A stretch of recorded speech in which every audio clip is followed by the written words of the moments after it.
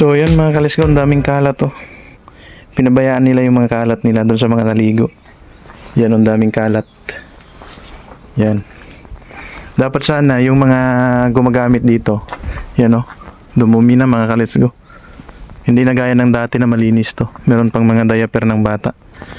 Yan. Hindi gaya ng dati mga kalisgaw na malinis. Yan oh. Alright mga kalisgaw, puntahan natin yung sinabi ni tatay na natabay nila dito. Dito daw naglalaba yung mga taga Barangay Cambinoy.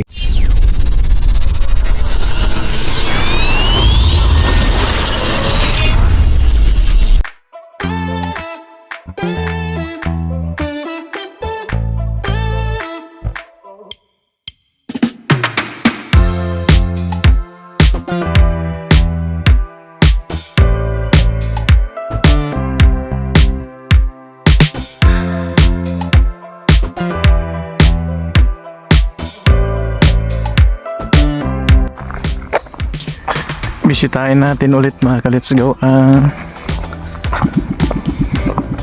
beach ng Dungguan Beach ng Barangay Cambinoy.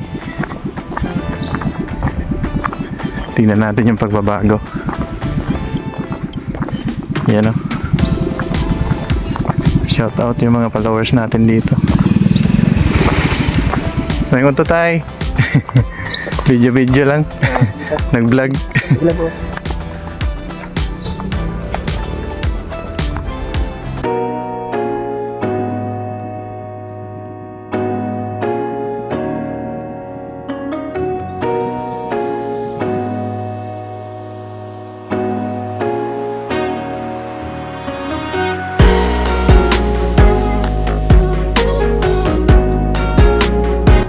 Alright mga ka-let's-go, nakarating na tayo dito sa Sitio Dungguan. Ano pangalan? Tingnan natin ulit yung pangalan. Ito yung pangalan niya mga ka-let's-go. Welcome sa Dungguan Transient Resort. Yan yung pangalan niya mga ka-let's-go. Yan. Ito yung dalawang swimming pool na nasa ilalim ng dagat mga ka-let's-go. I-update natin at balikan natin. Ito. Ngayon mga ka-let's go, low tide. Kaya kitang kita yung dalawang swimming pool. Medyo makalat na mga ka-let's go, no? Dami sigurong naligo dito. Tapos di nila nilinisan.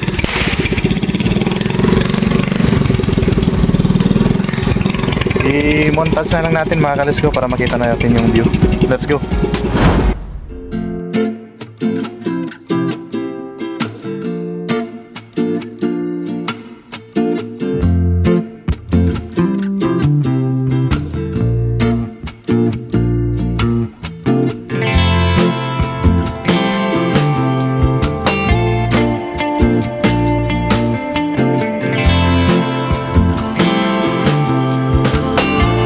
So, bali ito na mga ka-let's-go yung dalawang swimming pool dito sa Dungguan.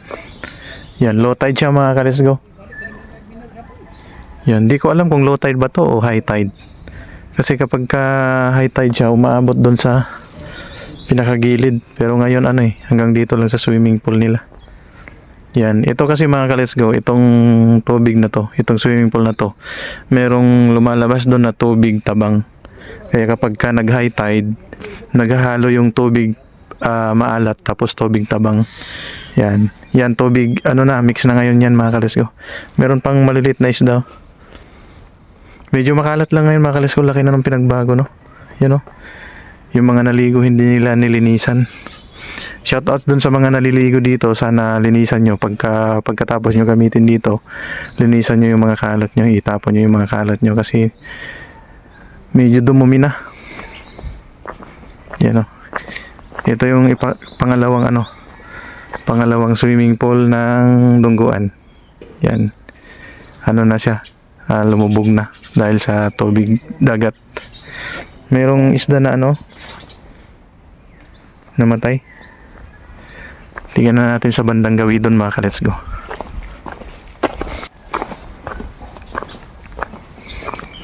So meron silang mga cottage dito mga ka-let's go. Kung gusto mong mag-cottage dito, pagka pumunta ka dito, meron din sila. Mayroong lutuan doon mga ka-let's go sa bandang gawidon. Tapos meron din silang malaking cottage. Yan o. Tapos yung swimming pool nandyan lang sa baba. Yan o. Cottage 1, maintenance 200 pesos. Yan yung babayaran mga ka-let's go kapag ka pumunta ka dito. Pero malaki na yung cottage nila. Yan o. Kasya na to ng 20 katao.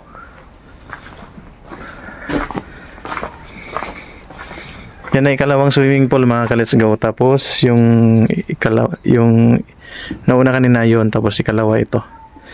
Yan, lublob na sa tubig dagat. Meron din ditong bakante mga ka-let's go na pwedeng tambayan. Tapos merong CR doon mga ka-let's go, doon sa bandang gawi doon. Yan, kaya kung naiihi ka, nadudumi ka, pwede kang mag-CR dyan. Hindi mo na kailangan umuwi. Yan o, ganda rin ng location. Yan o, lublob na. Yan. O, dalawang swimming pool mga ka-let's go. Binansagan ko to ng dalawang swimming pool sa ilalim ng dagat kasi kapag ka nag high tide na siya, nalulubog na tong dalawang swimming pool sa tubig dagat.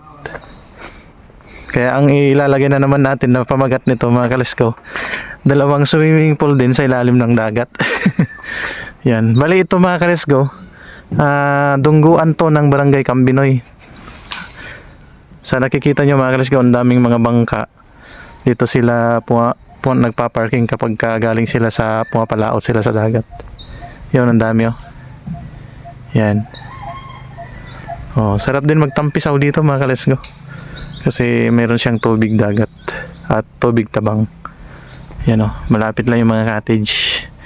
Sa mga low budget lang, kung ayaw nyong gumastos ng malaki, pwede kayong pumunta dito mga kalesgo. Dito sa mismong dungguan ng Barangay Cambinoy. Shout out pala mga kalesko sa mga natin dito, mga subscriber natin sa YouTube at mga followers natin sa Facebook. Mga taga dito sa Barangay Cambinoy, shout out sa inyong lahat. Yan. Kung hindi ka pa naka-follow mga kalesko at hindi ka pa naka-subscribe, pwede mong pindutin yung subscribe button diyan sa gilid, at yung kung nanonood ka naman sa Facebook, pwede mong pindutin yung follow para updated ka sa mga video na i-upload natin. Yan.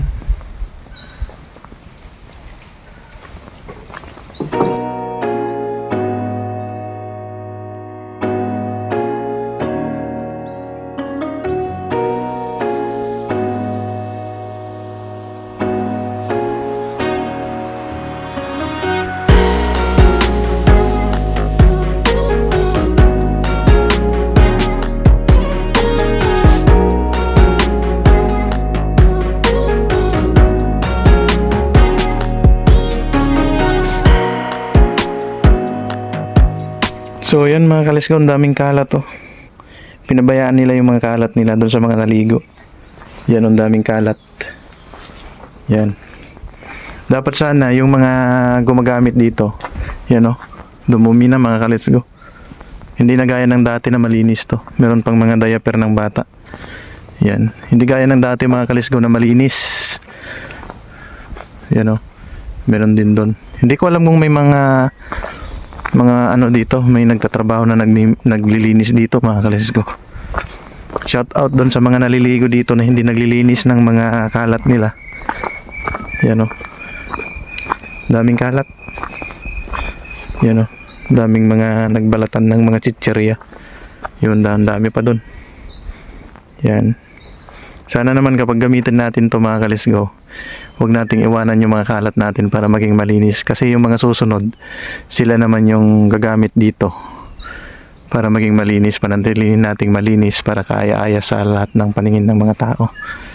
So yun mga kalisgo. Tambay-tambay? Tambay-tambay ka diri tay?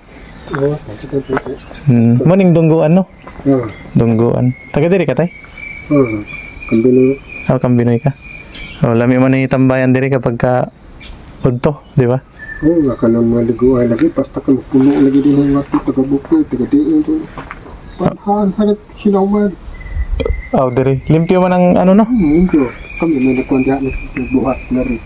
Lang kanang mga balat nila sa mga chichirya kay ipangdilin nila, di nila dadoon. Hugaw na noon. Okay. Kasi libyuhan o, hindi man nila hipusan nila kay kalipong uban ang mga bata ba. Kinsa may caretaker diri, way caretaker. Si Kuan, pinot. Oo, pero unta Hindi pa nidugay ang gilipiuhan. Nana po. mo lagi. Dapat unta katong mga liguay ang ilang mga basura dadon nila ba pauli. Oo, dadon na. Patangan na bitan ng mga basura diha. Kay ano naman, daghan naghugaw. Yung dali mo gawa doon. Nindot pa man ni siya pero daghan na siya yung mga gibiling nga mga ano basura. Oo. Yan, may basura na bitan. Nawa mapod ang makasa itong mga basura. Bito. Yung kabok ibutang. Sabit, dito, di ari po. Yung pinaha. Alright mga ka-let's go, puntahan natin yung sinabi ni tatay na ano, natabay nila dito. Dito daw naglalaba yung mga taga-barangay Kambinoy kapag kahunas. Meron din silang patwi dito. Yan o. Ganda ng ano nila din dito. Patwi nila. Meron pang bakod-bakod. Ito pala yung ano, tubig tabang. Pwede pa naman laba dito. Pero hindi siya masyadong ano mga kalesgo, malinis. Yan o. Ito pala yung tabay-tabay nila. Punta natin doon sa unahan. Merong papunta doon mga kalesgo kasi may mga bahay doon. Dito, meron din dito. Pwede pala maglaba dito. Pero bihira lang pumupunta siguro dito mga kalesgo. Yan o.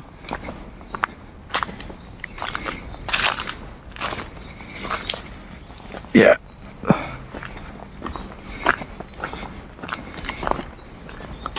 Ganito na dito. Ito pala yung tabay nila. Yan o. Meron din silang CR. CR ba to? Oh, hindi. Parang ano lang siya.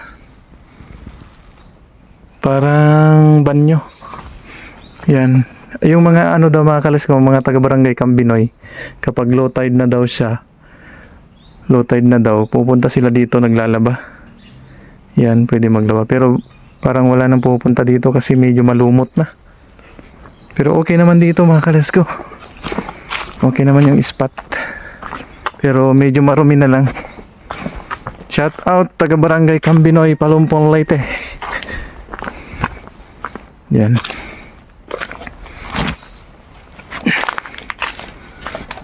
So hanggang dito na lang siguro itong vlog natin mga kalis ko, no? Abangan nyo na lang yung susunod na adventure natin. Yan. Padong na hunas. Yan o.